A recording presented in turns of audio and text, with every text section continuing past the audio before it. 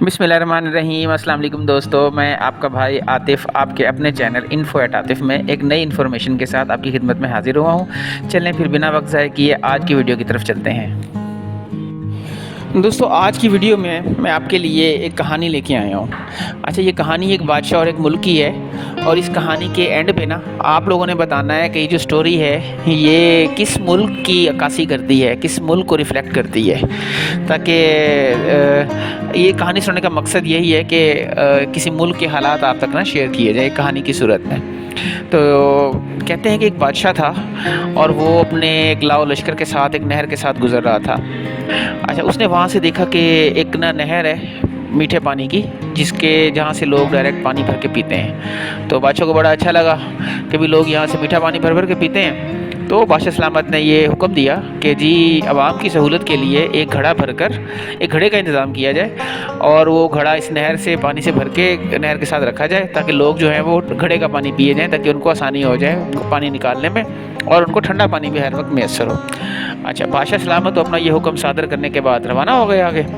अब पीछे वज़ीर जो रह गए थे और अब उनका मशवरा शुरू हो गया है। अजी एक वज़ीर ने कहा कि जी घड़ा भरना है, घड़ा उठा के रखना है, तो ये तो आ रहा है आवाम के पैसों के साथ, तो इसके लिए तो एक चौकीदार होना चाहिए, घड़ा चोरी ना हो जाए। तो फैसला हुआ कि एक चौकीदार को फौरी तौर पर अपॉइंट किया जाए। उसके बाद एक और मसला आ गया कि जी चौकीदार का काम तो चौकी की हिफाजत करना है, तो भरेगा कौन घड़ा? तो फौरी तौर पर एक माशकी को अपॉइंट कर लिया गया जो कि घड़ा भरने का काम था। अब ये दो बंदे हो गए, लेकिन एक और मसला आ गया उसके बाद। मसला ये आया कि जी घड़ा तो हमने भर लिया, लेकिन घड़ा भरने के लिए उठा के रखने के लिए कौन आएगा? माशकी का काम तो पानी से प्रोवाइड करना है, घड़ा भरना ये बड़ा मुशक्कत तलब काम है, तो फौरी तौर पर ना हमें एक मज़दूर होना चाहिए। अच्छा, अब एक और मसला ये आया कि जी हफ्ते के 7 दिन, अब 7 दिन लगातार तो एक बंदा ड्यूटी नहीं कर सकता। तो फैसला ये हुआ कि 7 चौकीदार, 7 माशकी घड़ा भरने वाले और 7 मज़दूर जो कि पानी भर के ऊपर रखा जाए, ये फ़ौरी तौर पर अपॉइंट किए जाएँ। चलें जी, अब बादशाह साहब का हुक्म था तो ये 7 तैनातियाँ फ़ौरन सामने आ गई ताकि जी ये जो काम है ये लगातार चलता रहा करे। उसके बाद एक और मसला आ गया सामने। उन्होंने कहा जी कि इतने सारे लोगों को मुनज़्ज़म तरीके से चलाने के लिए, उनकी तनख्वाहों का हिसाब किताब करने के लिए, इनको हाज़िरी रखाने के लिए किसी मुंशी की ज़रूरत है। तो जनाब फ़ौरी तौर पर एक इदारा का अकाउंट्स ऑफिस बना दिया गया, एक अकाउंटेंट को मुतय्यन कर दिया गया जो कि इन सारे मामलात को देख सके। अच्छा, उसके बाद उन्होंने कहा जी अभी इतने सारे लोग काम करेंगे तो उनके दरमियान लड़ाई झगड़ा भी होगा, तो इनके लड़ाई झगड़ा कैसे निपटाया जाए? तो उस चीज़ को रोकने के लिए उन्होंने जनाब फ़ौरी तौर पर एक सुलह सफाई करने के लिए एक इदारा तैनात कर दिया गया, कानूनी अमूर कायम कर दिया गया ताकि इनके दरमियान लड़ाई झगड़े के मामला को निपटाया जा सके। अच्छा, अब इस दौरान एक और बड़े मसले ने कहा कि इतने इदारे हो गए, इतने बंदे हो गए हैं, तो इनका कोई हेड होना चाहिए ना जो सबका रिस्पॉन्सिबल हो। तो फौरी तौर पर एक डायरेक्टर जनरल साहब की तैनाती हो गई। अच्छा, अब ये इतने सारे लोगों ने निज़ाम चलना शुरू हो गया।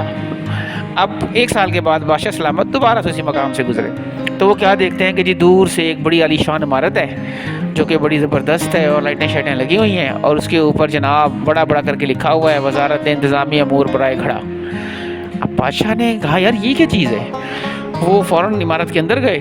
बड़ी पुरशिकवा और बड़ी लग्जरी इमारत थी और बड़े meetings rooms, dining rooms, lunch rooms, बड़ी मार्बल शार्बल लगी हुई। अब जनाब एक कमरा डायरेक्टर जनरल साहब का, उसके अंदर एक बड़ा पुरवकार आदमी और बड़ा जनाब उसका ठाट बाट के साथ बैठा था और उसके आगे तख्ती लगी हुई थी डायरेक्टर जनरल बाय मामला सरकारी खड़ा। तो बादशाह ने हैरत से पूछा कि यार ये क्या मामला है, मैंने तो वज़ारत का नाम ही नहीं सुना। तो उन्होंने कहा हजूर ये आप ही के हुक्म पे तो हुआ है, आपने अवाम की फलाह बहबूद के लिए घड़ा रखने का हमें कहा गया था, तो ये सारे काम तो फिर होने ही होने थे। तो बादशाह ने कहा अच्छा वो घड़ा कहाँ है? तो जब बादशाह बाहर आया उसने घड़ा देखा तो घड़ा टूटा हुआ था और उसके ऊपर एक बोर्ड लगा हुआ था कि जी घड़े की मुरम्मत और बहाली के लिए अपने अतायात जमा करवाएं और घड़ा। तो दोस्तों ये तो हाल है हमारे जो under world third world countries होती हैं ना, तो ये जो हमारे बड़े सियासतदान होते हैं तो उन बेचारों का ये हाल होता है कि वो इस तरह से आवाम का खून चूसते हैं। प्रोजेक्ट शुरू होता है आवाम की फलाह बहबूद के हवाले से اور پھر اس میں سے کئی وہ نوکریاں نکالتے ہیں اور کک بیکس ہوتی ہیں اور کمیشنز ہوتی ہیں، اور عوام کا حال وہ اس گھڑے کی طرح ہی ہوتا ہے جو کہ ہمارے ساتھ آج کل ہو رہا ہے۔ اور اوپر والے جو ہیں وہ تنخواہیں بھی لے رہے ہوتے ہیں، جس مقصد کے لیے آئے ہوتے ہیں وہ مقصد ہوتا نہیں ہے پورا، عوام بیچاری رول رہی ہوتی ہے، لیکن عوام کے نام پہ یہ لوگ قرضے بھی لے لیتے ہیں کہ جی ہم نے گھڑا ٹھیک کروانا ہے، ہمیں بیرونی قرضہ چاہیے، اور گھڑا پھر ٹوٹا کا ٹوٹا رہتا ہے۔ ہاں کچھ بنتا ہے تو ان وزیروں کا اور ان اداروں کا جو بڑے ہیں ہمارے، ان کی کافی چیزیں بن جاتی ہوتی ہیں اور عوام بیچاری رلتی رہتی ہے۔ تو دوستو یہ تھی میری آج کی سٹوری، امید ہے آپ کو پسند آئی ہوگی، اور نیکسٹ ویڈیو میں انشاءاللہ اس سے بہتر سٹوری کے ساتھ حاضر ہوں گے۔ کوئی کمنٹ، کوئی اپنی رائے ہو تو لازمی مجھے دیجیے گا۔ بہت شکریہ، اللہ حافظ۔